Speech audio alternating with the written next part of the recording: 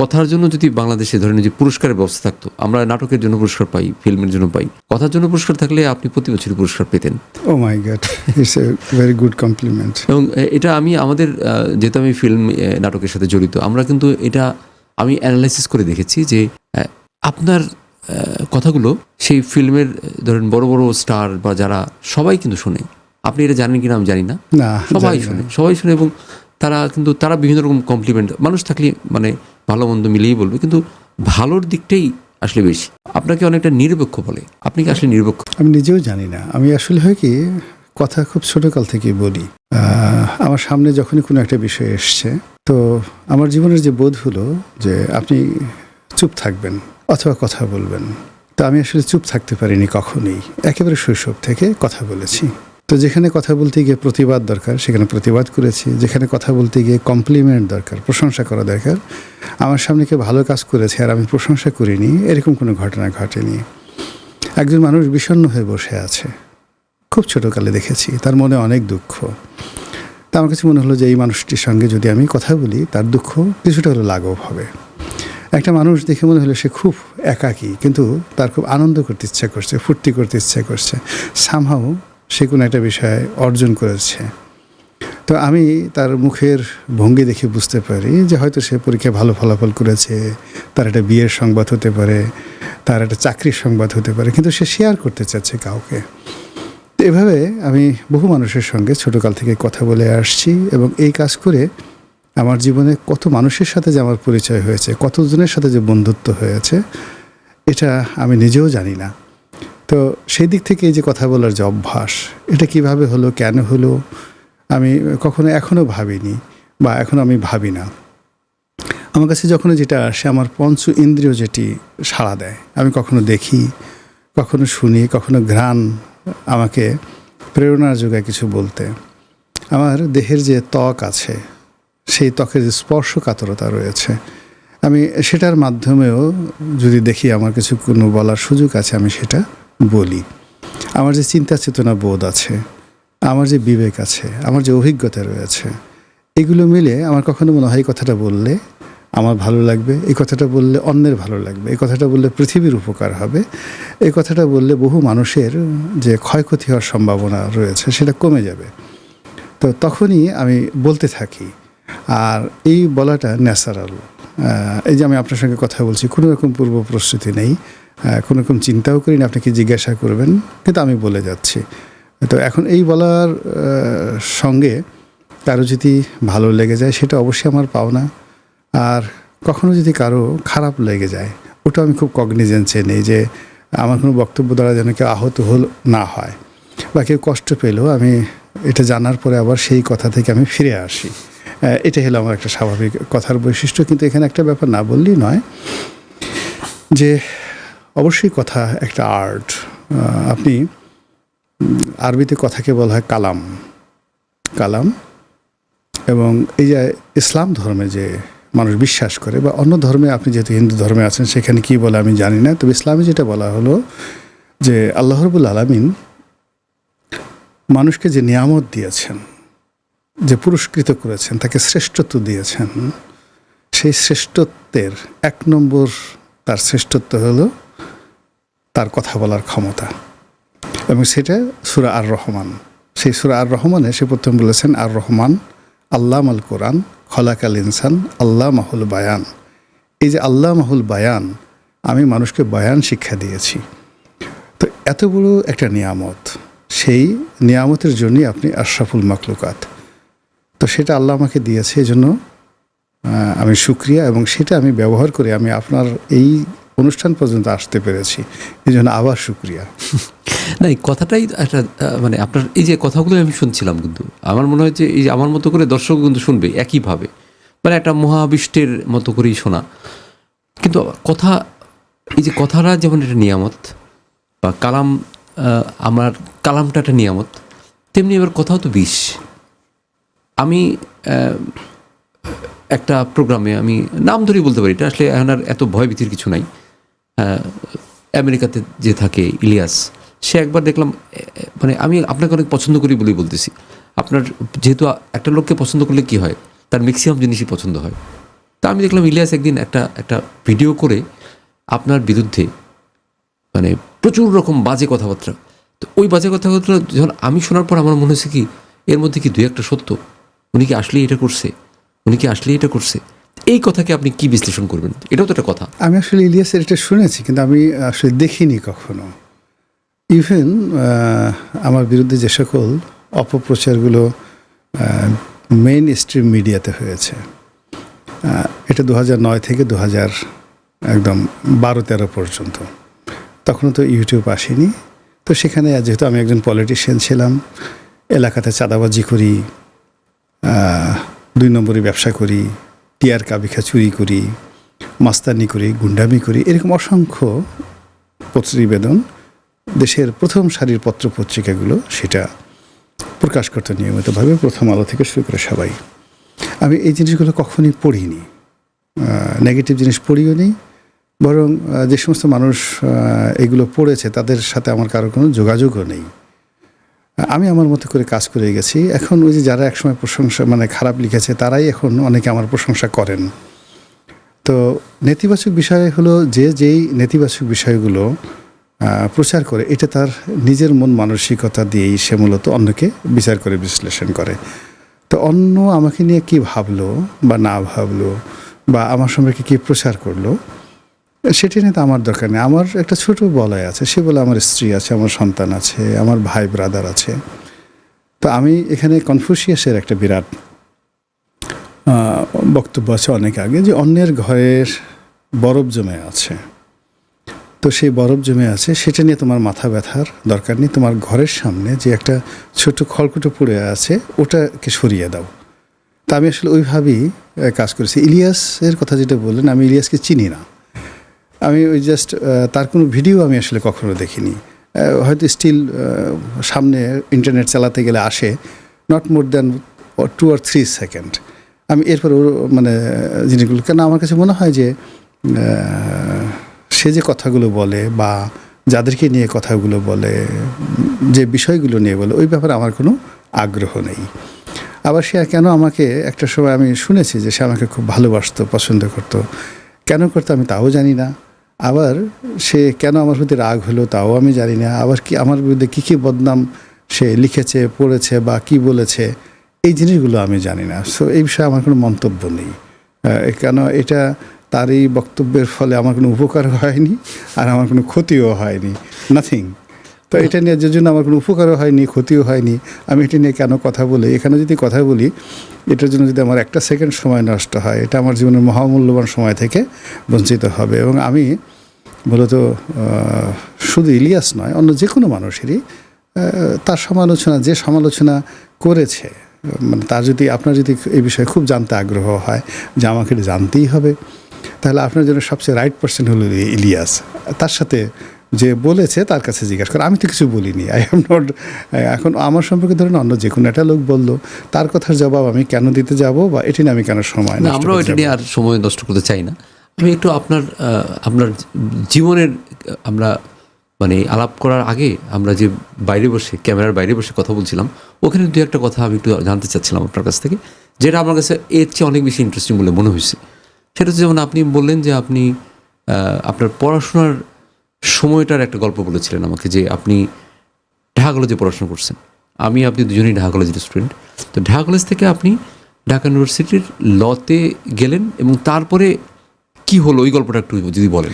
আচ্ছা শুনুন, আমি ঢাকা ইউনিভার্সিটির লতে যখন ভর্তি হলাম, আমি খুব অল্প বয়সে বিয়ে করেছি, ইউনিভার্সিটি পড়া অবস্থায় বিয়ে করেছি। এবং এই বিয়েটা করার ফলে আমার যে আব্বার সাথে, আমার শ্বশুর আব্বার সাথে সাংগতিকারণের মতের কিছু অমিল হওয়ার কারণে আমাকে আমার বিবাহিত জীবনের দায়িত্ব গ্রহণ করতে হলো। আর দায়িত্ব গ্রহণ করতে গিয়ে আমাকে যেটা হলো, আয় রোজগার করতে হলো ছাত্র অবস্থায়। এখন স্ত্রীকে নিয়ে থাকা, ঢাকা বিশ্ববিদ্যালয়ে পড়া, আবার চাকরি করা, ফুল টাইম চাকরি করা, এটা খুবই কঠিন একটা বিষয় ছিল। কিন্তু সামহাও এটা আমার জীবনে এসে গেছে এবং আমি ওই সময়টাতে সংবাদপত্র জগতের সাথে জড়িয়ে পড়ি।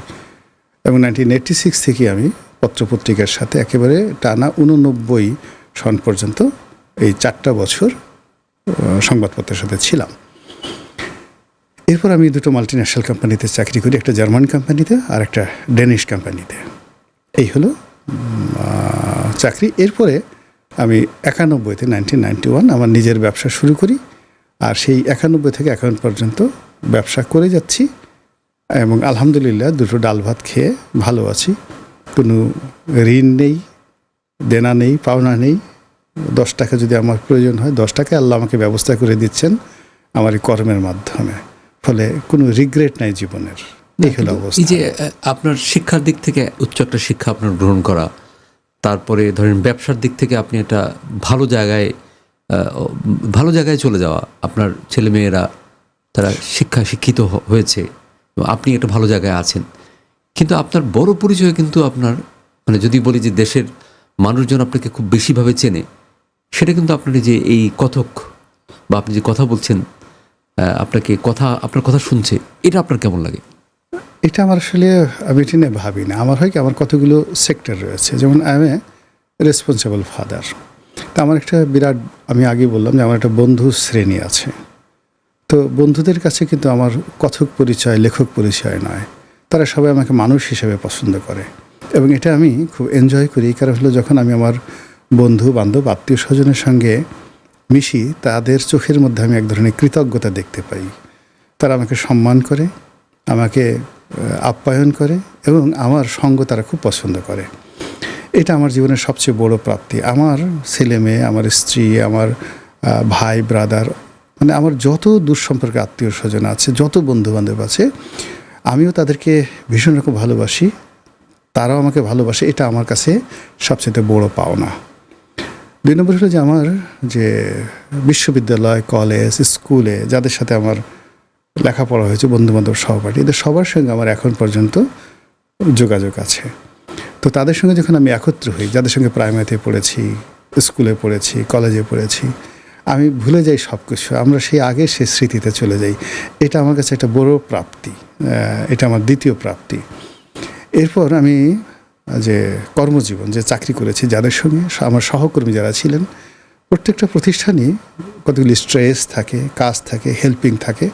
তো কাজ করতে গিয়ে, কর্ম করতে গিয়ে যাদের সঙ্গে আমার বন্ধুত্ব হয়েছে, ওটা এখনও পর্যন্ত আমার অটুট আছে। এবং আমরা ওরকম স্কুল মেটের চাইতেও এই যে যারা আমার সহকর্মী ছিলেন বিভিন্ন জায়গাতে, আমি যাদের সাথে চাকরি করেছি, সংবাদপত্রে, পত্রপত্রিকায়, তাদের সঙ্গ আমার ভীষণ ভালো লাগে এবং আমরা মানে একটা মুখোমুখি হলে নস্টালজিয়ায় পড়ে যাই।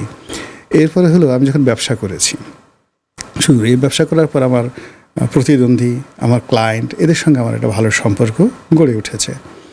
এই সম্পর্কটা একটা নষ্ট হয়নি। কারোর সঙ্গে আমার এখন পর্যন্ত দ্বন্দ্ব সংঘাত শুরু হয়নি। এটা বিশাল সার্কেল।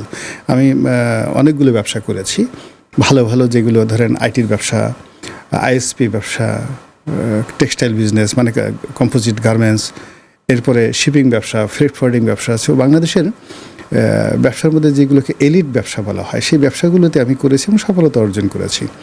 ফলে এই সমাজে, এই শহরে, এই দেশে আপনি যাদেরকে মানে টপ অফ দ্য সোসাইটি, যাদের মনে করেন যে টাকা হলেই তো বোঝা যায় এর বডিগার্ড লাগে, দামি গাড়ি লাগে, বাড়ি লাগে, এরা সবাই বিরাট, অলমোস্ট সবাই আমার বন্ধু।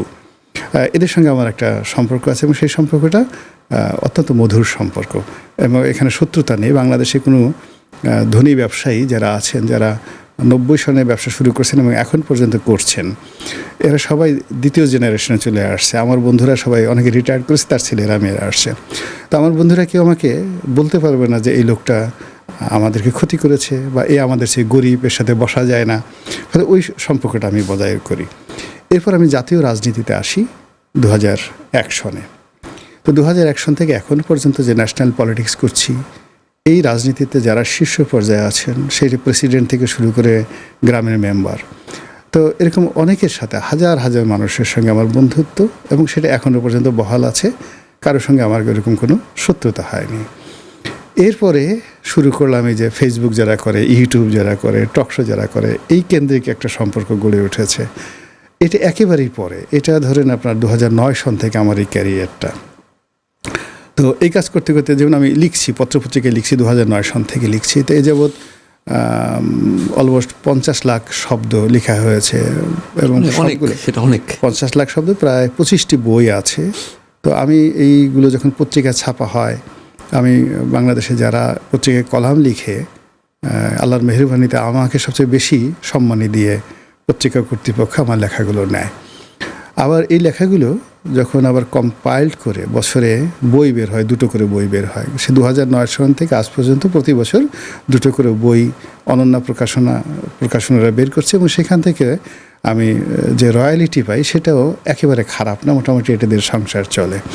তো এখন হয় কি যে এই যে আমার কি হয়তো আমার লেখা পড়ে, তার কাছে আমি লেখক হিসেবে পড়ে যাই। আপনি হয়তো আমার এই যে যেহেতু আপনি মিডিয়ার সাথে আছে, আপনি আমার টক শো দেখেন বা আমার এই পডকাস্টগুলো শুনেন, এই কারণে আপনার এটা মনে হচ্ছে। তা আমার জীবনে যে যে জিনিসগুলো বললাম, যে বিষয়গুলো বললাম, এর বাইরে আমার শরীর চর্চার অভ্যাস আছে, আমি ব্যায়াম করি, ওখানে যে জিমে যাই, ওখানে আমার একটা ভালো বন্ধুত্ব গড়ে উঠেছে।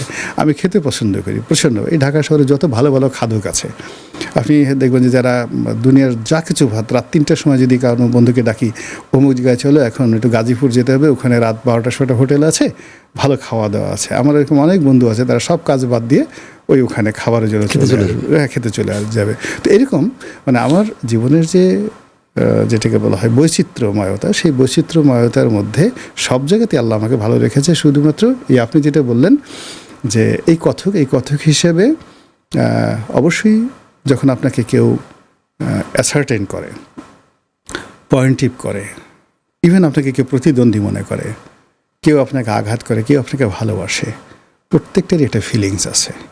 আমি যখন রাস্তায় নামি, একটা কৃষক, একটা রিক্সাওয়ালা, একটা প্রান্তিক জনগোষ্ঠীর ধরেন ফুটপাতের লোক, সে যখন এসে বলে, স্যার আপনার এই যে আপনার মোবাইলে আপনার টক শো দেখছি বা আপনার ইউটিউবগুলো দেখছি, স্যার খুব ভালো লাগে, এটার যে অনুভূতি, it can better imagine than describe, এটা প্রকাশ করা যাবে না। আমি কৃতজ্ঞ যারা দেখেন তাদের প্রতি। আর আল্লাহ রাব্বুল আলামিন আমাকে যে তার বান্দাদেরকে মোহগ্রস্ত করার, তার বান্দাদেরকে ভালোবাসার, আমাকে ভালোবাসার, বা তার বান্দাদের সঙ্গে আমার যে একটা রিলেশন, এই কথার মাধ্যমে তৈরি করার সুযোগ করে দিয়েছে, এই জন্য আল্লাহর প্রতি আমি কৃতজ্ঞ। আপনার জীবন এই পর্যন্ত, ধরেন আজকে পর্যন্ত আপনার যে জীবন, এই জীবন নিয়ে কি আপনি খুব খুশি, হ্যাপি? প্রথমত হলো যে জীবনে কোনো মানুষই পরিপূর্ণ হ্যাপি হতে পারে না। তবে আমার জীবনের অন্য সবার সেটার ব্যতিক্রম হলো আমার জীবনে কোনো রিগ্রেট নেই, যেটিকে বলা হয় দুঃখবোধ, অনুশোচনা, এটা পেলাম না, এরকম কোনো জিনিস সিঙ্গেল নেই। এর কারণ হলো যে আমি গ্রামের একটা মধ্যবিত্ত পরিবার থেকে আসছি, দুনিয়ার বড় বড় শহরগুলোতে দেখেছি, গিয়েছি, এই শহরে সব কিছু দেখেছি। তো হ্যাপি হওয়ার জন্য, স্যাটিসফাইড হওয়ার জন্য একটা স্বাস্থ্য দরকার, সুস্থতা দরকার, একটা স্যাটিসফ্যাকশন দরকার, কিছু অর্থ দরকার। এই সব জিনিসগুলো পরিমিতভাবে আল্লাহ আমাকে দিয়েছেন। ফলে এখানে অখুশি হওয়ার মতো কিছু নেই, ঈর্ষা করার মতো কিছু নেই। আর লোভ কখনো আমাকে তাড়িত করেনি এখনো পর্যন্ত। কোনো কিছু পাওয়ার জন্য কারো পিছনে ঘুরেছি, এরকম কোনো সিঙ্গেল নজির আমার জীবনে নেই যে আমাকে এটা পেতেই হবে। বরং আমি আমার কাজ করে গেছি, আমার যে প্রাপ্তিগুলো সবসময় আমার পিছনে ঘুরেছে। আপনি ধরুন এই যে আমি এখন নিজে 3টি ভিডিও আপলোড করি, গড়ে 1 কোটি লোক আমার ইউটিউবে আমার ভিউয়ার, এভরি 30 ডেইসে 1 কোটি। এই লাস্ট 5 ইয়ার্স এই জিনিসটা চলছে। ফেসবুকে অন অ্যাভারেজ আমার 2টো পেজে সব মিলিয়ে প্রায় 120 মিলিয়ন, মানে 12 কোটি বার দেখা হচ্ছে।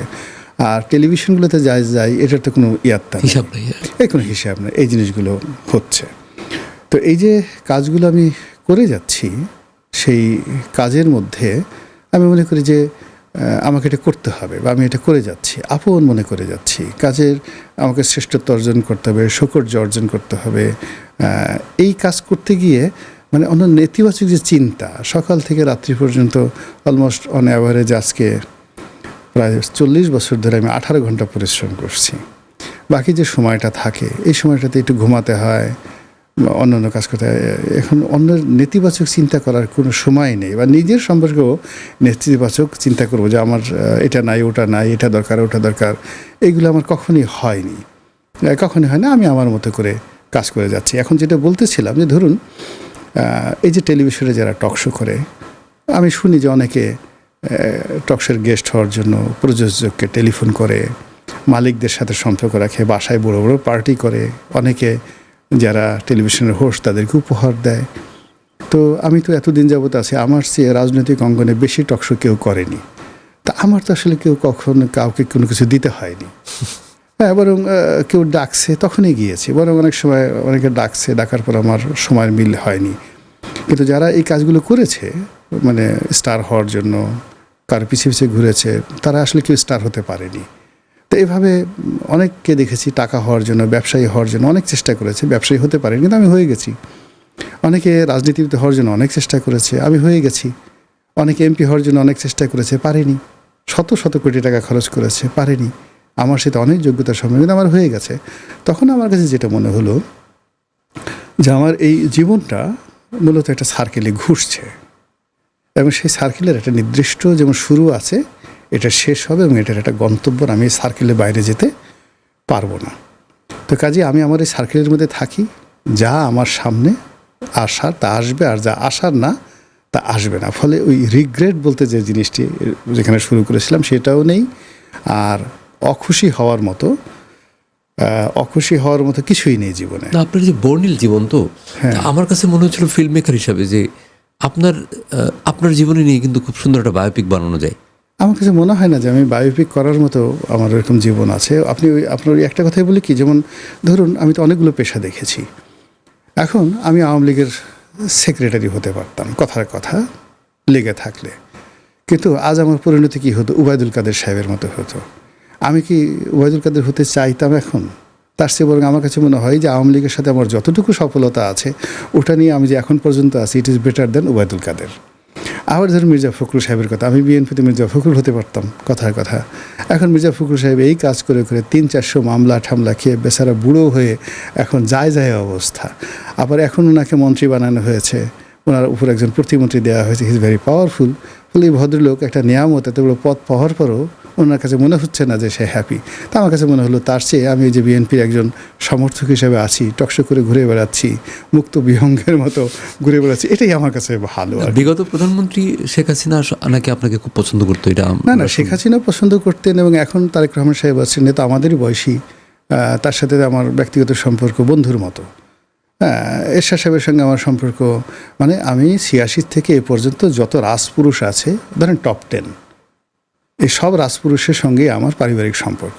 তারা আমার বাসায় এসছে, আমি তাদের বাসায় গেছি, তাদের সঙ্গে আমার যে সম্পর্কটা একান্তভাবে ব্যক্তিগত। যত 86 থেকে এই পর্যন্ত আপনি শীর্ষ প্রতি বছর যে 10 জন টপ থাকে তাদের সবার সঙ্গে আমার এরকম সম্পর্ক। এখনও এই ক্যাবিনেটে এমন কোনো প্রধানমন্ত্রী থেকে শুরু করে এমন কোনো মন্ত্রী নেই যে আমি টেলিফোন করব এবং বলবো যে আমার বাসায় দুপুরের কটা ডাল ভাত খাবেন, ওটা রিগ্রেট করার মতো কোনো মন্ত্রী এই মুহূর্তে নেই বাংলাদেশে।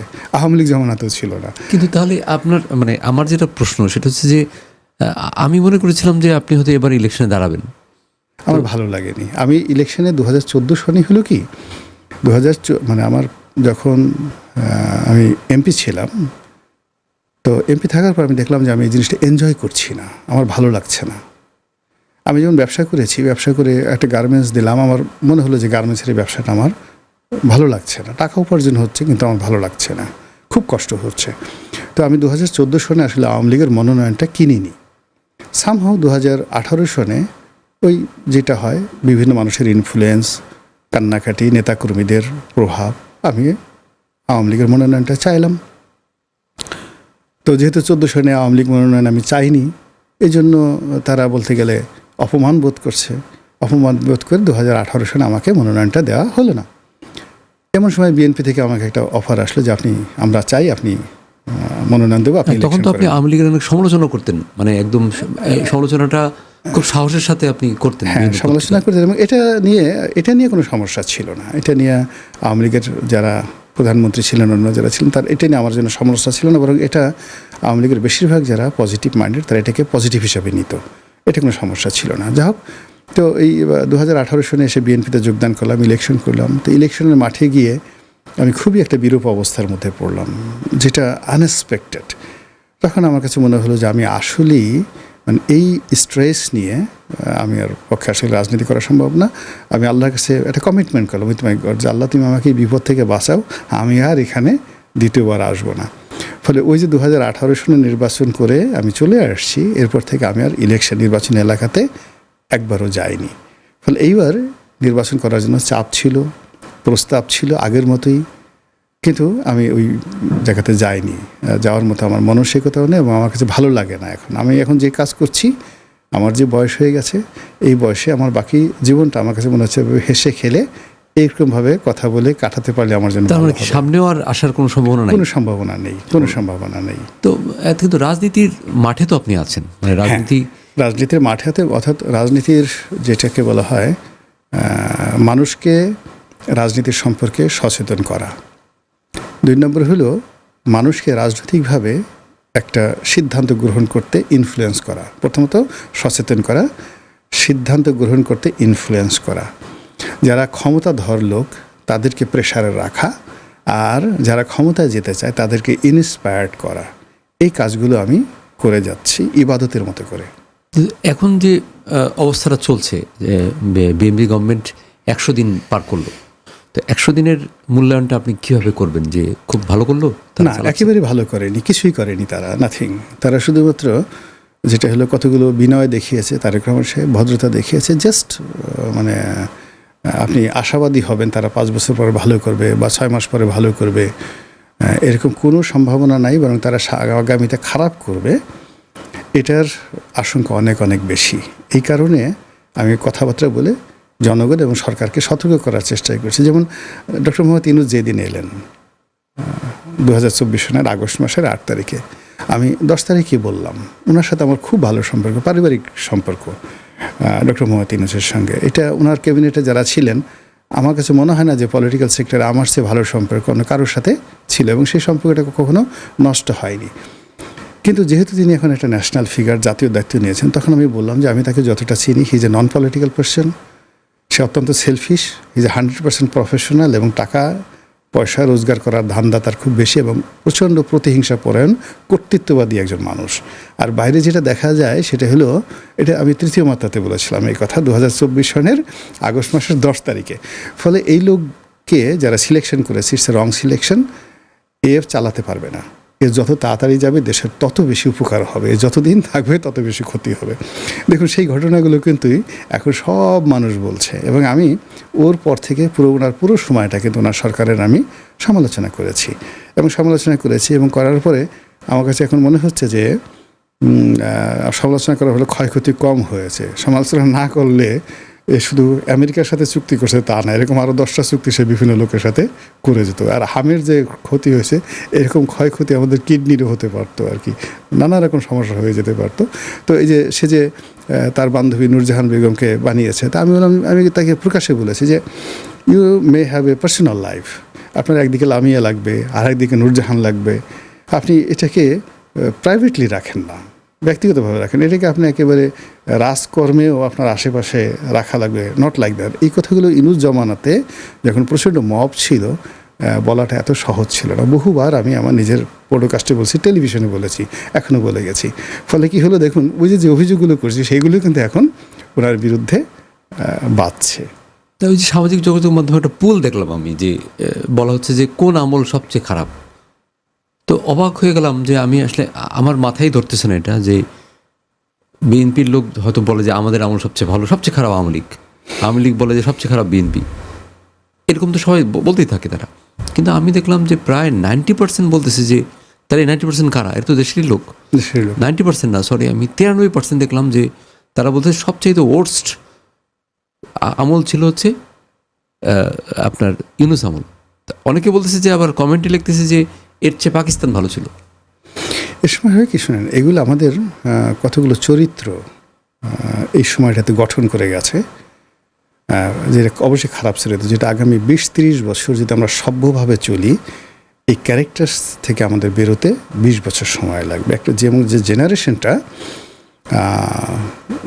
এই আক্রান্ত হয়েছে অশ্লীলতা দ্বারা, বাজে গালাগালি দ্বারা, লোভ দ্বারা, লালসা দ্বারা, মবের সংস্কৃতি, মানে এরকম বাংলাদেশে কখনো যে জিনিসগুলো ছিল না, মন্দ জিনিসগুলো ছিল না, এরকম অনেকগুলো মৌলিক বিষয় আমাদের চরিত্রের মধ্যে, রক্তের মধ্যে, চিন্তার মধ্যে, চেতনার মধ্যে ঢুকে গেছে।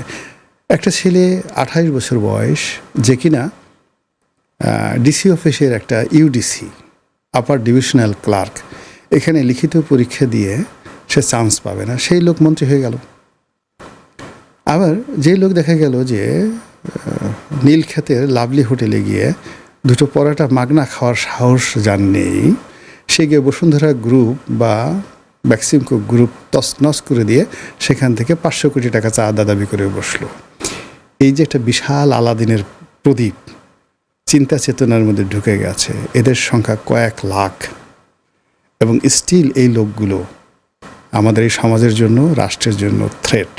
এরাই তারেক রহমানকে গালাগালি করছে, এরাই জাহিমা রহমানকে গালাগালি করছে, এরাই সালাউদ্দিন সাহেবের জীবন হারাম করে দিয়েছে, এরা শেখ হাসিনাকে মোদির সাথে বিয়ে দিচ্ছে, নানা রকম কর্মকাণ্ড করছে। ফলে এই জেনারেশনটা মানে এইগুলো স্টপ হওয়ার জন্য প্রকৃতির নিয়ম অনুযায়ী 2 যুগ লাগবে, মানে 20 বছর লাগবে। তারেক রহমান সাহেবের মেয়ে বা আলাদাভাবে দেখার দরকার নেই। এখানে যে বুলিং যে অভ্যাসটা রয়ে গেছে, এই বুলিংটা যারা করে তারা সবসময় দেখে যে মানে আকর্ষণ কোথায় বেশি।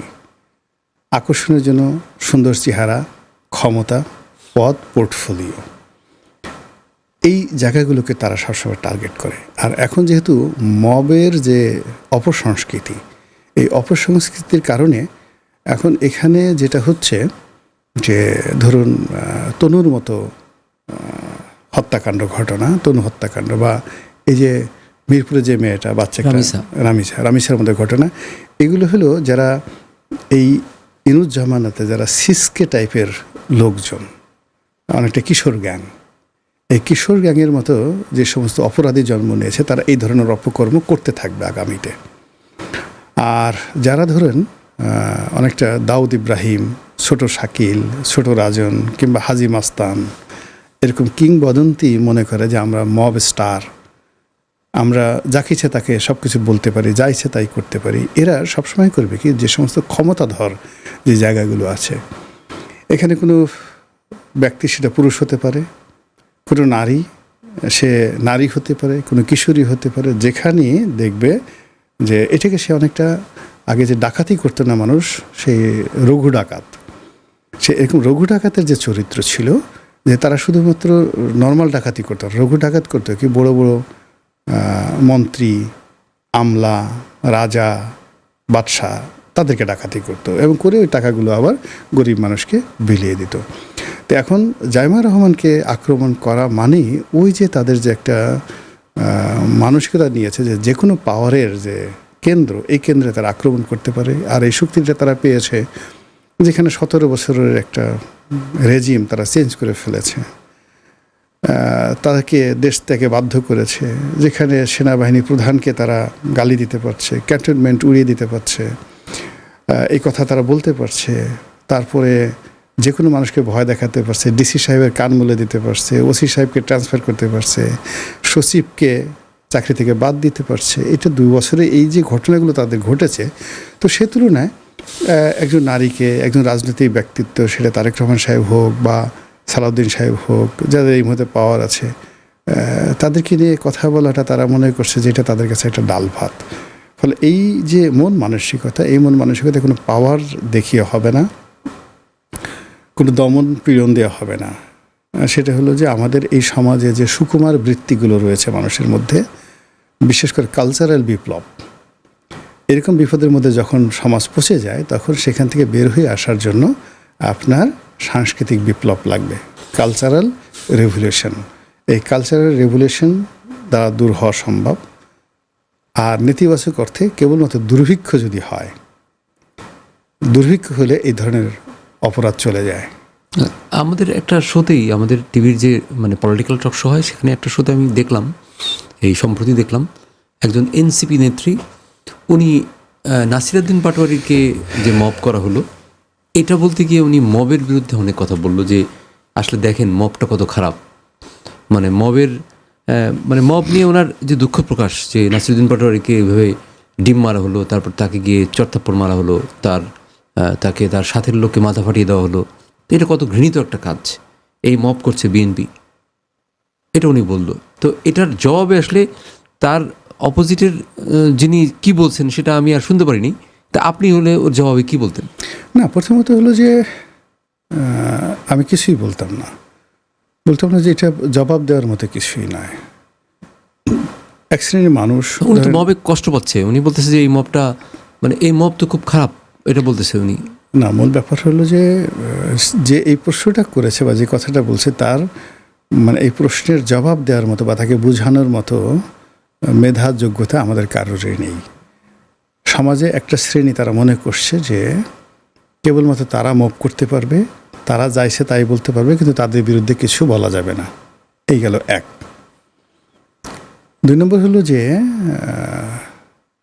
বিগত 2 বছর ধরে যে মন্দ কাজগুলো হয়েছে, যে মব যে সংস্কৃতিগুলো হয়ে গেছে, এটার একটা এক্সটেনশন ভার্সন চলতে থাকবে, সিকুয়েল চলতে থাকবে। এখন সেই সিকুয়েল আপনার যতই খারাপ লাগুক না কেন, আপনি এটা রাতারাতি কোনো অবস্থাতেই বন্ধ করতে পারবেন না। ফলে এখানে কিছু মানুষ যারা গত 2 বছরে মব করেছে, কথা বলেছে, তারা এখন নিজেরা মবের শিকার হচ্ছেন এবং এটা নিয়ে তারা আহত হচ্ছেন যে এটা তো আমাদের প্রাপ্য, আমরা বিজয়ী, বিজয়ীরাই তো মব করবে, পরাজিতরা কেন মব করবে। আপনি এই যে যার মন মানসিকতা, তাকে আপনি মানসিক চিকিৎসা দিয়ে পারেন, কিন্তু আপনি তার সাথে ঝগড়া করতে পারেন না, প্রতিযোগিতা করতে পারেন না। এবং আমাদের দেশে দেখেন এখন যে যারা 1971 সনে রাজাকার আলবদর আসাম ছিলেন, আমরা গালাগালি করছি, কিন্তু যারা এই কাজটি করেছেন বা ছিলেন, আপনি তাদেরকে কোনো অবস্থাতেই বোঝাতে পারবেন না টিল নাও যে ওটা রং ছিল। কিংবা ধরুন বিএনপি একটা সময় 2001 থেকে 2006 সনে তাদের অনেক ভুল ভ্রান্তির কারণে তারা পরাজিত হয়েছিল, 1-11 এসেছিল। আপনি এখনও পর্যন্ত তাদেরকে বোঝাতে পারবেন না যে ওই জমানাতে তাদের ওই কাজগুলো ভুল ছিল। আবার গত 17 বছর ধরে আওয়ামী লীগ যে ভুলগুলো করেছে, আপনি এখনও পর্যন্ত কাউকে বোঝাতেই পারবেন না। তাদের কাছে মনে হচ্ছে যে পুরো দেশ জাতি ভুল করছে, তারা সঠিক ছিল। ফলে এই যে জায়গাগুলো আসলে আমাদের অন্ততপক্ষে এরকম যে যার জায়গাতে আমরা খুব হার্ড লাইনে আমাদের মন, আমাদের মস্তিষ্ক একেবারে আমরা সিমেন্টেড করে ফেলেছি আমাদের চিন্তা, চেতনা, ধ্যান ধারণা দ্বারা। এটাকে সফটেন করার জন্য যে থেরাপি দরকার, সেই থেরাপি হলো কালচারাল থেরাপি। গান হবে, নাটক হবে, বিনোদন হবে, আনন্দ হবে। এই আনন্দে এই মানুষ তার যে ক্রিমিনাল অ্যাক্টিভিটিস, এই জিনিসগুলো ভুলে যাবে। যখন নৌকা বাইচ হবে, যখন যাত্রাপালা হবে, যখন থিয়েটার হবে, যখন পথনাটক হবে, মানুষ অবাক বিস্ময়ে তাকিয়ে তাকিয়ে এই জিনিসগুলো দেখবে। দেখার পরে তার ভিতরে যে এই যে সিমেন্টের যে ক্রিমিনোলজি, অপরাধ বিজ্ঞান জন্ম নিয়েছে, এই অপরাধ বিজ্ঞান বায়বীয় আকারে এখান থেকে বের হয়ে যাবে। আমার দৃষ্টিতে এটাই সমাধান। এছাড়া আপনি কাউন্টার প্রতিপক্ষ আনলেন, তাদের বিরুদ্ধে মিলিটারির নাম আনলেন, যদি এতই হতো, এই যে ছোট্ট একটা জায়গা দেখুন, জঙ্গল সলিমপুর, আমরা কিচ্ছু করতে পারছি না। আপনি ইয়াবা 2 থেকে 3টি পয়েন্ট দিয়ে আসছে, আমরা কিচ্ছু করতে পারছি না। ভারত থেকে 10 থেকে 12টা পয়েন্টে গরু আসছে, আমরা কিচ্ছু করতে পারছি না। অপরাধ এমন একটা জিনিস, অপরাধীরা সে তার জায়গাগুলো করে নেয়। ফলে ওখানে আসলে মানে অপরাধকে আরেকটা অপরাধ দিয়ে কাউন্টার দিয়ে আপনি অতীতে কখনো সফল হয়নি। যেখানেই একটা সভ্য সমাজ গড়ে উঠেছে, সেখানে একটা কালচারাল বিপ্লব হয়েছে, বুদ্ধিবৃত্তিক চর্চা হয়েছে, এবং মানুষের যে সুকুমার বৃত্তিগুলো রয়েছে, সেই সুকুমার বৃত্তিগুলোকে জাগ্রত করা হয়েছে। মানুষ ভালো কাজ করে সারতে পারছে না, সে মন্দ কাজের দিকে তাকাবে কি? একটা সময় যারা মন্দ কাজগুলো করে, আপনি যদি ইয়াবা নাই খান, এখন সে যে ব্যবসা করে লাভটা কি বলেন? আপনি করছেন না। আপনি মবের তো কিছুটা কারণ থাকে বাজে করে, এখন সেই ধরনের কারণে ধারের কাজ দিয়ে আপনি হাঁটলেন না, তা আপনাকে কেন মবের ভয় করতে হবে বা মবের মধ্যে আপনার পড়তে হবে? তো এটা এই যে একটা কালচারাল রেভলিউশন, একটা ইন্টেলেকচুয়াল রেভলিউশন, এবং মানুষের যেটা সুকুমার বৃত্তি এবং তার চর্চা, এই জিনিসগুলো যখন আমরা যেটাকে বলা হয় সোহবত, আরবিতে বলা হয় সোহবত, ব্যবহারিক শিক্ষা। তো সমাজে চলতে হলে কতগুলো জিনিস আছে। কালচারাল রেভলিউশনটা আমরা যেটা দেখেছিলাম সেই এরশাদ আমলে, যে কালচারাল রেভলিউশন সবাই মিলে করতো। তারপরে আওয়ামী লীগের আমলে যেটা হয় যে আওয়ামী লীগের বলা হয় যে অলিখিতভাবে আওয়ামী লীগের সাথে সাংস্কৃতিক লোকদের যোগাযোগটা একটু বেশি, তো তারা সম্মিলিতভাবে তারা রেভলিউশনটা করতো, বা একটা সময় রেভলিউশন হতোও না। এটাও সত্যি যে মানে কুক্ষিগত করার ফলে যেটা হয় যে আমি যদি দেখি যে এখানে দলীয় কাজ ছাড়া কিছু হবে না, তখন রেভলিউশন হয় না। আরামে রেভলিউশন হয় না কখনোই, না, কষ্টে হয়। কষ্ট হয়। তো এই এখন ধরেন কষ্ট, তো এই সময় এই রেভলিউশনটার জন্য বা সাংস্কৃতিক মনোবৃত্তির পরিচর্যা করার জন্য গভর্নমেন্টকে এগিয়ে আসা ছাড়া উপায় কিন্তু নেই। গভর্নমেন্ট এখানে কিছুই করতে পারবে না। এখানে মানে কালচারাল রেভলিউশনটা যেমন একজন গ্রাফিতি আর্ট, আপনাকে শেখ হাসিনার পতনের আগে চিন্তা করেন, ওই সময়টাতে কিন্তু যতটা সন্ত্রাস তার চেয়ে বেশি কিন্তু কালচারাল রেভলিউশনটা হয়েছে। বিভিন্ন জায়গাতে দাঁড়িয়ে দাঁড়িয়ে গান গেয়েছে, কেউ গ্রাফিতি এঁকেছে, কেউ নেচেছে।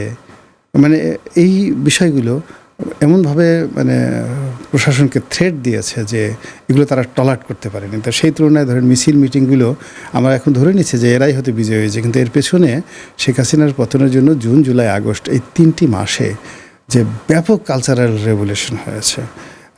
এখন আমি ধরেন পল্টন মোড়ে আসছি, এখন এখানে যদি একটা বক্তব্য হতো 2 থেকে 2.5 ঘন্টা মানুষ থাকতে পারতো, কিন্তু দেখলাম যে সকাল থেকে রাতে 12টা পর্যন্ত এই একদল গান গাচ্ছে, একটু পরে আরেক দল আসছে, মানুষ দাঁড়ায় দাঁড়ায় কিন্তু সেই জিনিসগুলো শুনছে এবং দেখছে। এবং এই ধরনের ঘটনা যখন ঘটে তখন বাড়ি থেকে নারীরা বের হয়ে আসে, শিশুরা বের হয়ে আসে, এবং নারী শিশুর যেখানে আপনার অংশগ্রহণ হয়ে যায় সেখানে পুলিশ কিন্তু কিছু করার থাকে না। তো ওইরকম যে এখন যে কোটা বিরোধী আন্দোলন যা কিছু আছে, শেখ হাসিনার বিরুদ্ধে একটা বিরাট কিন্তু কালচারাল বিপ্লব হয়ে গিয়েছিল। তো এখনও যে সমস্যাগুলো আছে সেই সমস্যাগুলোর বিরুদ্ধে আপনার আমার বলতে হবে না, এটা অটোমেটিক্যালি আমাদের একটা কালচারাল বিপ্লব হয়ে যাবে। এবং ধরেন মুক্তিযুদ্ধর পেছনে কিন্তু অস্ত্র গোলাবারুদ যতটা না কাজ করেছে তার চেয়ে কিন্তু কালচারাল সেই রেভলিউশনটা ছিল অনেক বিশাল ছিল, বিশাল একটা যে সেই আমাদের স্বাধীন বাংলা বেতার কেন্দ্র। হ্যাঁ, এবং আপনি দেখেন যে ইনুস সাহেবের যে পতন হলো, ইনুস সাহেবের পতনটা কিন্তু এখানে কোনো মিছিলে হয় নাই, মিটিংয়ে হয়নি, কোনো রাজনৈতিক সিদ্ধান্তে হয়নি, বরং প্রতিটি রাজনৈতিক দল বেসিক্যালি তার দাসত্ব করেছে। কিন্তু যারা কালচারাল বিপ্লব করেছে, তার বিরুদ্ধে ন্যারেটিভ তৈরি করেছে, জনমত তৈরি করেছে, তার ভুল ভ্রান্তিগুলো জাতির সামনে তুলে ধরেছে, এটার ওজন সে নিতে পারেনি। এই যে তার যে কালচারাল, মানে ডক্টর মোহাম্মদ ইউনূস যে অনলি পার্সন যার 100% পতন হয়েছে, 100% কালচারাল বিপ্লব খুব অল্প সময়। কিন্তু একটা ব্যাপার বলি যে আমি 2007, 8, 10, 12 এইসব সালে আমি যখন নাটক করতাম, বা 14, 15, ইভেন আমি বলবো যে 20, আমি প্রত্যন্ত গ্রামে গিয়ে শুটিং করতেছি। আমি দেখলাম যে এমনও হয় যে শুটিংটা মানুষ দেখতে আসতেছে, এটা ঠেকানোর জন্য পুলিশ আসতে হতো। রাইট। আমি নরসিংদীর একটা কলেজে গেলাম, আব্দুল মান্নান ভূঁইয়া ডিগ্রি কলেজ। সেখানে আপনি বিশ্বাস করবেন না, ওদের ছুটির দিনে আমি গেছি, যে শুক্রবার দিন স্কুল বন্ধ, আমরা চুপে যাবে বৃহস্পতিবার দিন গিয়ে শুক্রবার দিন সারাদিন ওই স্কুলের মধ্যে, স্কুল আর কলেজ ওর মধ্যে শুটিং করবো, কেউ জানবে না। অনেক স্টার নিয়ে আমি গেছি, এখানে শুটিং করতেছি। শুক্রবার দিন সকালবেলা আমরা ওই শহর থেকে দলবল নিয়ে আমরা আসছি, যে ওদের সাথে কথা বলা আছে, সবার সাথে কথা বলা, যে হেডমাস্টারের রুমে, ক্লাসরুমের জন্য শুধু আমরা কি করছি, আগের দিন রাত্রেবেলা ওখানে স্যারকে বলছি যে একটা ক্লাসরুমে 50টা স্টুডেন্টকে আনবেন, আর কাউকে বলবেন না। পরের দিন সকালে গিয়ে থেকে আমরা ঢুকতে পারতেছি না, কয়েক হাজার ছেলে বুড়ো তারা চারিদিকে ঘিরে আসে এবং তারা কথা বলতেছে অবিরাম। আমরা তো শুটিংয়ে তো কথা বললে তো আমরা শ্যুট করতে পারবো না, এই ছিল পরিস্থিতি। কিন্তু এই 2024 থেকে 24 5ই আগস্টের পর থেকে, মানে ইউনূস আমলটা যেটা, ওখানে আমাদের অনেক শুটিং ইউনিট এরকম হচ্ছে যে ধরেন বরিশাল, আপনি বরিশাল সম্পর্কে জানেন যে খুব অতিথিপরায়ণ মানুষ, এবং ওখানে যে শুটিংয়ে যান দেখবেন যখন আপনি চিরামুড়ি খাওয়ায়, মানে আপনাকে, মানে আমার গ্রামে আমি শুটিং করতে গিয়ে দেখছি যে বিভিন্ন জায়গা থেকে মানুষজন খাবার দাবার নিয়ে এসছে। চেয়ারম্যান সাহেব তো একটা গরুই জবাই করে দিল। হ্যাঁ, একদম খুব স্বাভাবিক। এবং আরও অনেক কিছু, তারা বলতেছে যে এরা আমার বাসায় থাকবে, তার বাসায় থাকার দরকার নেই। সে বলছে আমার বড় বাড়ি, সব থাকবে, তুমি আমার এলাকার সন্তান, এই সব লোক, আমার আর্টিস্টরা তার বাসায় থাকবে না। তো সে বলছে আর্টিস্ট দরকার নেই, এই যে কাজ করতেছে এরা সবাই আমার বাসায় থাকবে, সব খাওয়া ফ্রি। কিন্তু এর আমলে আমি দেখলাম অন্তত 10 থেকে 12 জায়গায় আমরা শুটিং করতে গেছি, শুটিং করতে যাওয়ার পরে তাদেরকে শুটিং করতে দেওয়া হবে না, ফতোয়া টতোয়া দেওয়া হয়েছে যে এই শুটিং করা যাবে না, এটা বেদাত, বা এটা এই শুটিংয়ের এই পরিবেশ না, মানে সংস্কৃতি বা গান এটাকে বন্ধ করতে হবে। তো একই মানুষ কি এভাবে চেঞ্জ হতে পারে? এখানে আপনি মানে সংস্কৃতি তো একটা বিরাট ব্যাপার। আপনি যেটার কথা বললেন সেটা হলো বিনোদন সংস্কৃতি। এখন বিনোদন সংস্কৃতির মধ্যেও যেমন নাটক, সিনেমা, এরকম যদি 10টি বা 20টি বিনোদন সংস্কৃতি বলেন, তার মধ্যে হয়তো এটি একটি, এটির সঙ্গে ইসলামিক ফান্ডামেন্টালিজম থেকে শুরু করে উগ্রবাদ এই গত 2 বছরে জড়িয়ে গেছে। কিন্তু কালচারাল বলতে যে জিনিসগুলো ধরেন এই যে পত্রিকায় লেখা, কথা বলা, এই যে আমরা পডকাস্ট করছি, এই জিনিসগুলোকে ওরা টার্গেট করতে পারেনি। ফলে ওদের কিন্তু এখান থেকে ক্ষতি হয়ে গেছে। ফলে একটা কালচার মানে কালচারাল রেভলিউশন বলতে আপনি একজনকে একটা চিঠি লিখলেন, সেটাও একটা কালচারাল। আপনি একটা ড্রেস, একটা ব্যঙ্গাত্মক একটা ড্রেস পরলেন, বা একজনকে একটা ড্রেস পরে দিলেন, বা একজনের কিছু গেঞ্জি আপনি দিয়ে রিক্সাওয়ালাকে দিয়ে দিলেন, বা আপনি ধরুন এই যে মার্কিন রাষ্ট্রদূত কয়েকটা রিক্সা নামিয়ে দিয়েছে আমেরিকান পতাকা দিয়ে, it's a one sort of cultural aggression. Cultural aggression. তো এরকম কালচার হয়েছে কি, এখন যে পর্যায়ে এসে গেছে মানুষ, আপনি যদি কালচারের বাইরে চলে যান, অর্থাৎ ইন্টেলেকচুয়াল লেভেলে হিউম্যান বিহেভিয়ারের যে প্যাটার্নগুলো আছে এর বাইরে গেলেই আপনি সংঘাতের মধ্যে পড়ে যাবেন এবং আপনি মবের মধ্যে পড়ে যাবেন। ফলে ইউনূস সাহেবের যেভাবে ধরেন একটা কালচারাল রেভলিউশনে তার পতন হয়েছে, জনগণ সচেতন হয়ে গেছে তার ব্যাপারে, এবং এই কারণে বর্তমান সরকার সেও কিন্তু মারাত্মক বিপদে। এর কারণ হলো এখন মানুষ অনেক কিছু জেনে যাচ্ছে, অনেক কিছু জানতে চাচ্ছে, এবং সামহাও এগুলো জানার পরে একটার পর একটা প্রেশার সরকারের উপরে যেভাবে আসতে থাকছে, যেটা আজ থেকে 4-5 বছর আগে, যেমন একজন মন্ত্রী অ্যানি, সে 32 লাখ টাকা দিয়ে একটা গরু কিনলো, এটা নিয়ে এখন বেচারার জীবন যায় অবস্থা। অথচ আগে কিছু হতো না এরকম কোনো কিছুই হতো না। তো এখন এই যে এইগুলো কিন্তু মানুষের একটা কালচারাল রেভলিউশন। আপনি একটা মেট্রো রেল হচ্ছে, সেই মেট্রো রেলের নিচে সুন্দর পরিপাটি রাস্তা, সেখানে একজন একটা গরুর হাট বসিয়ে দিয়েছে।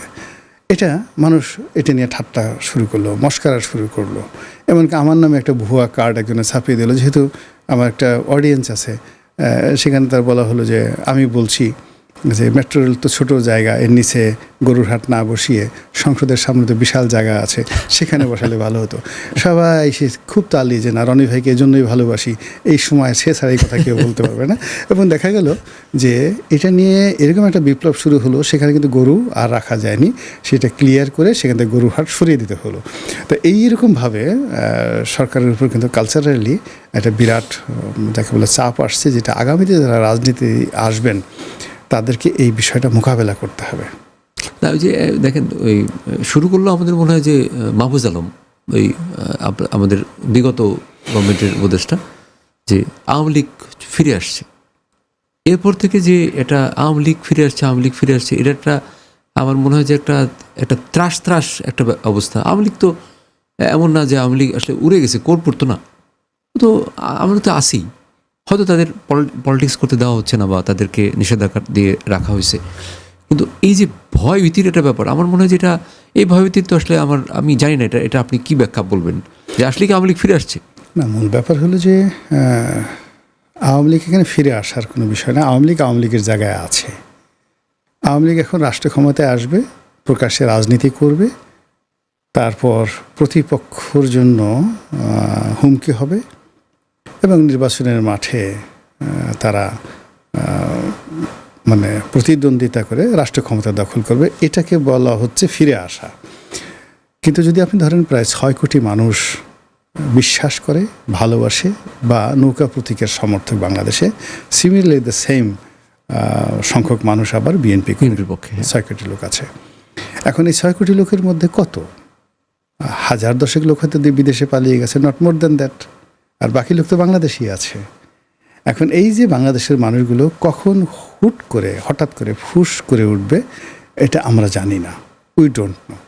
এখন এই যে মাহফুজ যে কথাটা বলছে বা যারা ভয় পাচ্ছে, তাদের মূল কারণ হলো যে গত 2 বছরে এমন অনেক কিছু ঘটেছে যেগুলো পর্দার আড়ালে একরকম, প্রকাশ্যে আরেক রকম, এবং এই কাজগুলো করার জন্য অনেক ক্ষেত্রে রাজনীতির যে ডিকশনারি, সেই ডিকশনারি অনেকে ফলো করেনি, রাজনীতির ব্যাকরণ ফলো করেনি। এরকম অনেক নেতিবাচক ঘটনা ঘটে গেছে যেগুলো এখন ধীরে ধীরে প্রকাশিত হচ্ছে। যেমন ডক্টর মোহাম্মদ ইউনূসের একটা কিচেন ক্যাবিনেট ছিল, এটা আমরা তো জানতাম না। তো এরকম অনেক জিনিসগুলো সামনে আসছে। আসার পরে এই 2 বছরে যারা কুশীলব, তাদের মধ্যে একটা অনুশোচনা, একটা ভয়, একটা আতঙ্ক তৈরি হয়েছে, এবং সেই আতঙ্ক থেকেই মাহফুজ, যেহেতু তাকে বলা হয়েছে সে মাস্টার মাইন্ড, এখন তার একটা ভয় হলো এই যে আমাকে মাস্টার মাইন্ড বলা হয়েছে, আমি তো আসলে মাস্টার মাইন্ড ছিলাম না, আমাকে ওভার রেটিং করা হয়েছে। একজন বয়স্ক মানুষ, এটাকে তিনি ওল্ড হ্যাগার্ড বলেছেন, বুড়ো ডাইনি। তো বুড়ো ডাইনি, ওল্ড হ্যাগার্ড, সেই লোক আমাকে সামনে ধরে পিছনে আসল কাজ করে ফেলেছে। এখন সে এতদিন যখন সে মন্ত্রী ছিল, সে মনে করেছে এই কথাটা ভালোই তো চলছে। এখন সে বুঝতে পারছে যে এ সমাজ, এ রাষ্ট্র তার জন্য কতটা ভয়ঙ্কর হয়ে পড়েছে। সে ঘোরাফেরা করতে পারছে না, রাস্তায় একা ঘুরতে পারছে না, তার আতঙ্ক কাজ করছে। ফলে সে ওই সময়ের কিছু যে গুপ্ত কথা, এই কথাগুলো সে বলে ফেলছে এখন, এবং এটা স্বাভাবিক, এগুলো আরও বলতে থাকবে। এখন ব্রিগেডিয়ার সাখাওয়াত কথা বলছে, তহিদ সাহেব কথা, হ্যাঁ তহিদ সাহেব কথা বলছেন, ফরিদ আফা কথা বলছেন, এমনকি ফরহাদ মাজার সাহেব কথা বলছেন, জামাতের আমির কথা বলছেন। এখন বিএনপি চুপচাপ আছে, আর কদিন পরে দেখবেন বিএনপি বলা শুরু করেছে। না, কিন্তু এই যে যেটাই হোক, কথাবার্তা বলুক আর যেটাই করুক, এখন আমাদের দেশ কি আসলে ঠিকঠাকভাবে চলছে এখন? না, দেশ ঠিকঠাকভাবে চলছে না। আর এখন দেশের যে সমস্যা আছে, এর সাথে ভালো চালানো সম্ভব নয়। এর কারণ হলো আমাদের যে ইকোনমি, সেই ইকোনমিটা অলমোস্ট 90% হলো প্রান্তিক জনগোষ্ঠীর হাতে এবং অনিয়ন্ত্রিত। রাষ্ট্রের এখানে কোনো নিয়ন্ত্রণ নেই। যেমন আমাদের কৃষি, আমাদের প্রান্তিক যে দোকানপাট, ব্যবসা বাণিজ্য। ইউরোপে আপনি চিন্তা করেন, ইউরোপের ছোট্ট আপনার 1% জমি আছে, আপনি বসে বসে খাচ্ছেন, সেটাও আপনি কিন্তু সরকারের একটা নজরদারির মধ্যে আছেন। আমাদের ইকোনমি 90% ইকোনমি অটো জেনারেট হতে থাকে। এখানে ঝড় বৃষ্টি আসলে অটোমেটিক ক্ষয়ক্ষতি হয়, আবার সেই জিনিসগুলো সরকারি কোনো সাহায্য এবং সহযোগিতা ছাড়াই অটোমেটিক এগুলো রিপেয়ার হয়ে যায়। আমাদের দেশের 1.5 কোটি লোক বিদেশে থাকে, যারা এই মুহূর্তে প্রায় $50 বিলিয়ন বিদেশ থেকে পাঠাচ্ছে। এটা সরকারের এখানে কোনো নিয়ন্ত্রণ নেই। ফলে অ্যাজ এ হোল একটা দেশ এরকম পরিস্থিতিতে, যেখানে প্রচুর ব্যাংক ডাকাতি হয়েছে, প্রচুর নষ্ট হয়েছে, প্রচুর মানুষের চরিত্র নষ্ট হয়েছে, অনেক মানুষ যাকে বলা হয় তার পেশা হারিয়েছে, তারপর অনেক মানুষ বাস্তুচ্যুত হয়েছে, আওয়ামী লীগ করে গ্রামে থাকতো শহরে আসছে, শহরে থাকতো বিদেশে চলে গেছে। তো এখানে এই 90% ইকোনমি সাধারণ মানুষের হাতে থাকার কারণে আমরা এখনও পর্যন্ত চাল, ডাল, আটা, ময়দা এগুলো সব পাচ্ছি। কিন্তু যে রাজনৈতিক বিবর্তন গত 2 বছর হয়েছে, এরকম যদি ঘটনা ইংল্যান্ডে হতো, আপনি বিশ্বাস করেন মানুষ রাস্তায় একটাও নেড়ি কুকুর রাখতো না। মানে সব মানুষ ক্ষুধার যন্ত্রণায় কুকুর, তেলাপোকা যেটা চীনে হয়েছিল, বিচ্ছু, সাপ, ব্যাঙ যা কিছু পেত, এতদিন দুর্ভিক্ষ হয়ে যেত। কিন্তু আমাদের এই লোকগুলো, they are not conscious, they are not anxious. এখন যারা এই যে 90% যারা লোক আছে, তারা তাদের মতো, তার গ্রামে এই বছর সে ধান হয়নি, তার তরমুজ হয়নি, সে কি তারেক রহমান কী করছে, জাইমা রহমান কী করছে, সজীব ওয়াজেদ জয় কী করছে, কোনো মাথা নাই। তার তরমুজটা বিক্রি করতে হবে, আর তরমুজ পচে গেছে, আবার নতুন করে তাকে গুছিয়ে নিতে হবে, এবং এই জন্য সে কোনো রাষ্ট্রের সহযোগিতা চাচ্ছে না। 90% of our people involve in the economic activities, তারা ইন্ডিপেন্ডেন্ট। কিন্তু এখন দেশ চলছে না। কিন্তু আপনার কি মনে হয় আওয়ামী লীগের দেশ খুব ভালো চলতো? না, আওয়ামী লীগের আমলে একটা সেন্ট্রাল কমান্ড ছিল। মানে আপনার এখন যে অবস্থা আছে, সেই তুলনায় ধরেন রাষ্ট্রীয় দুর্নীতি, অনিয়ম, অন্যায়, অবিচার, এটা আওয়ামী লীগ আমলে ব্যাপক বিস্তৃত ছিল। আর এখন যে চাঁদাবাজি হচ্ছে, আওয়ামী লীগ আমলে চাঁদাবাজি ছিল, but that was a system, সেটা গায়ে লাগতো না। একটা MBBS ডাক্তার আপনার ধরেন অপারেশন করতেছে, সেই রকম ওরা ছিল MBBS ডাক্তার। আর এখন ধরেন একটা কসাই, আপনি তাকে ধরে নেবেন, বললেন আমার একটা ফুড়া কেটে দাও। এখন যারা চাঁদাবাজি করছে, এরা এলে কসাই প্রকৃতির লোকজন, ফলে আপনার খুব ব্যথা লাগছে। এই হলো ঘটনা, এর বাইরে অন্য কিছু না।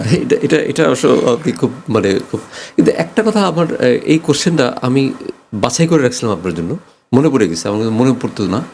প্রায় টকশোতে একটা কথা শুনি যে বিগত 55 বছরে, 71 থেকে এই পর্যন্ত দেশের কিছু হয়নি।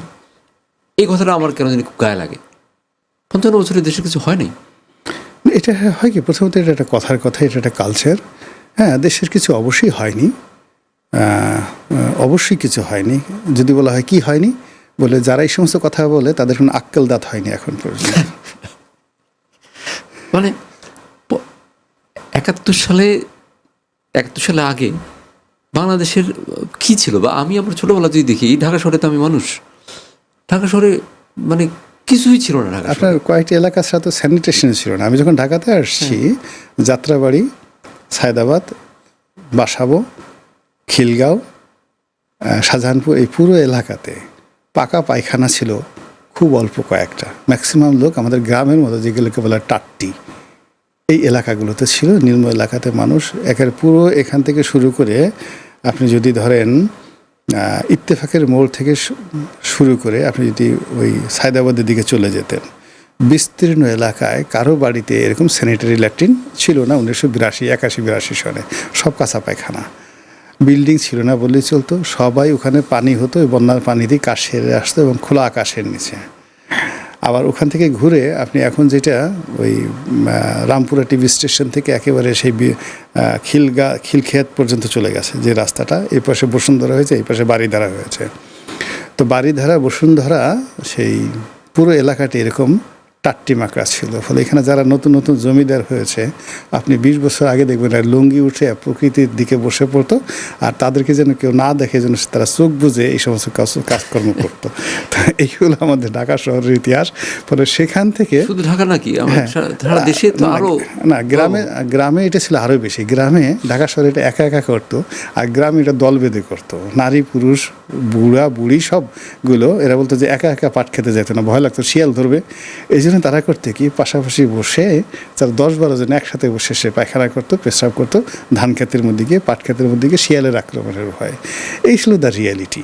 তো যার জন্য সেখানে যদি বলি আমাদের কিছু হয় নাই, অ্যাটলিস্ট আমরা প্যান্ট পরা শিখছি, টয়লেট পেপার ব্যবহার করা শিখছি, পাকা পায়খানা কমোটে বসা শিখছি। তো এই জিনিসগুলো মানে হয় নাই কে বলছে? অনেক কিছু হয়েছে। আমি বেশি দিন আগের ঘটনা না, আমি এটা সম্ভবত 93 সনের এই কথাগুলো আমি একটু দেখছি যে বেশি বলে এটা জামায়াতের নেতারা। হ্যাঁ, জামায়াতের নেতারা এটা বেশি করে। ধরেন 93 সনে আমার ঢাকার শহরে আমি এটা বাসা নিলাম, সেখানে হাই কমোড। তো এর আগে যে বাসাগুলো ভাড়া থাকতাম লো কমোড। তো হাই কমোড আমার গ্রাম থেকে বেশ গ্রামের মাতুব্বর টাইপের আমার এক আত্মীয় আসছে, বিশাল মাতুব্বর।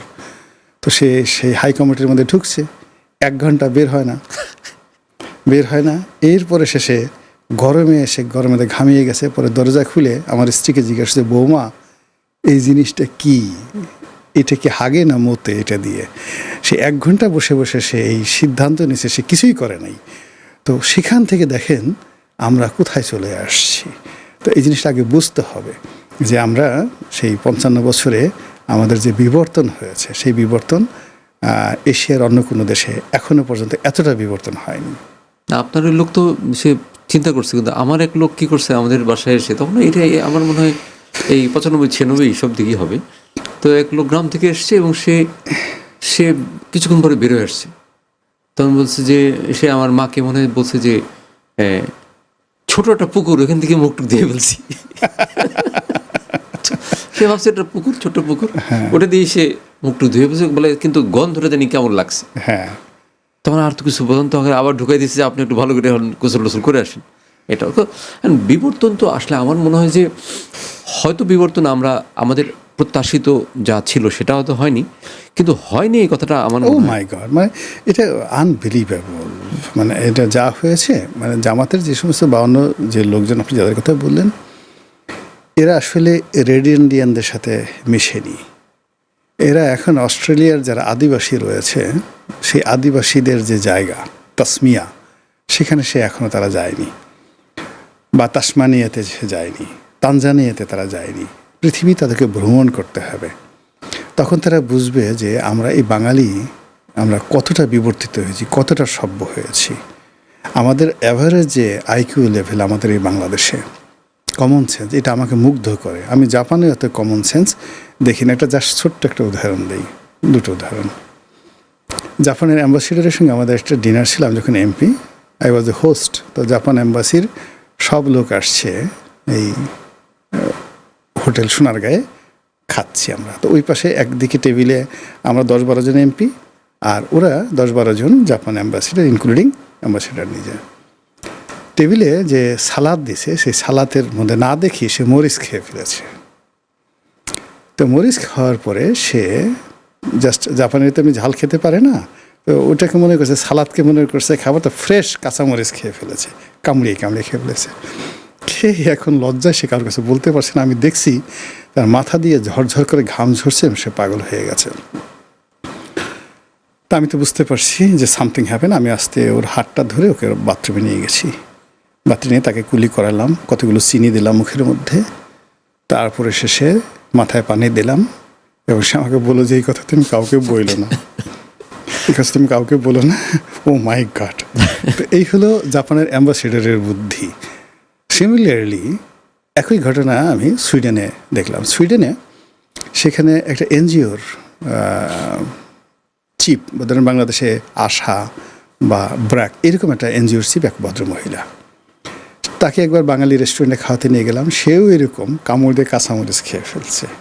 কাঁচামরিচ খেয়ে ও মাই গড বলে হা করে আছে।